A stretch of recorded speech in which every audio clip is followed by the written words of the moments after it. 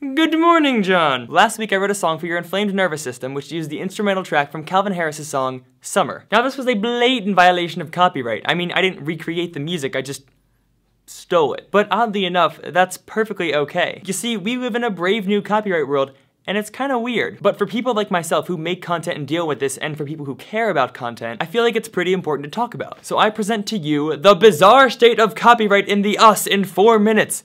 Oh wait, that's definitely not us. Okay, so intellectual property is the idea that you can own something besides objects. Now there are 3 different ways to own intellectual property in the US. In the US. If you make something, it's protected by copyright. So the script for this video is owned and copyrighted by Hank Green. But unlike the vast majority of people, Hank put this script into the public domain so other people can use it and learn from it. He did not forget to be awesome. Now physical things, like a script, get copyrighted. But what if you think of a really cool idea that you want to own? Now this brings us to the second way to own intellectual property, which is patenting an idea. This is different from copyright because you copyright the thing you create, but you patent the ability to create it. Not every single idea can be patented, so patents are closely controlled by the government. You have to apply for a patent, while copyright just happens when you make something. Now the third and final kind of intellectual property is a trademark. This is usually done with brands, so for example the name McDonald's and the McDonald's logo and the phrase "I'm lovin' it" are all trademarked by McDonald's to prevent other people from pretending to be McDonald's. So that is kind of a weird goal for a restaurant. Copyright started out very simple. I'm writing this here book.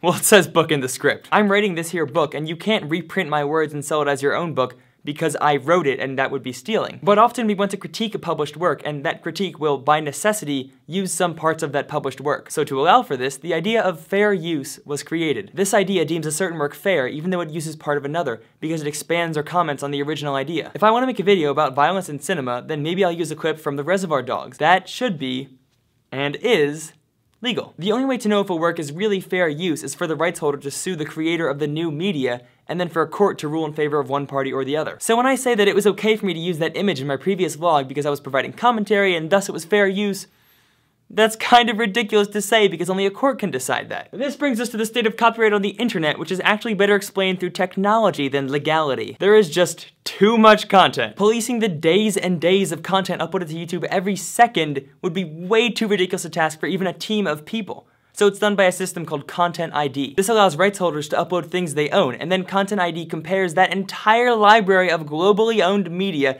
to every single video that's ever uploaded to YouTube.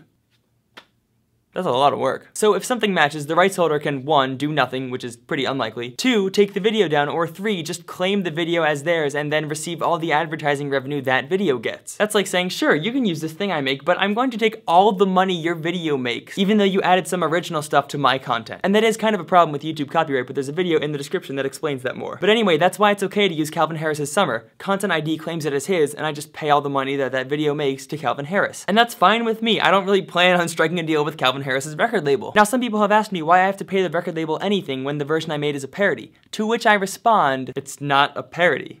I wasn't adding value or critiquing the original work. I just used the instrumental track to create something entirely unrelated. It does kind of make sense to allow that because I did still create something new, but you could argue that that something new couldn't have been created without using the original instrumental track, and therefore it's still copyrighted. Ugh. Now, if you get a copyright claim because maybe you thought something was a parody when it wasn't, or you uploaded 6 hours of Family Guy to YouTube, it's not really a big deal. If you think the claim is invalid, then you should absolutely dispute it. And the same video I talked about earlier talks about this too. The important thing to note is that this isn't the best or fairest or most legal solution.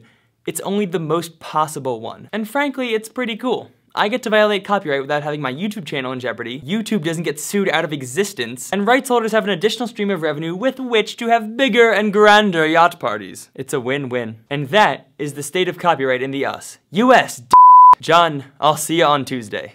If I want to make a video about violence in Crimea, then maybe I'll use a clip from the Reservoir Dogs. It says cinema, not Crimea.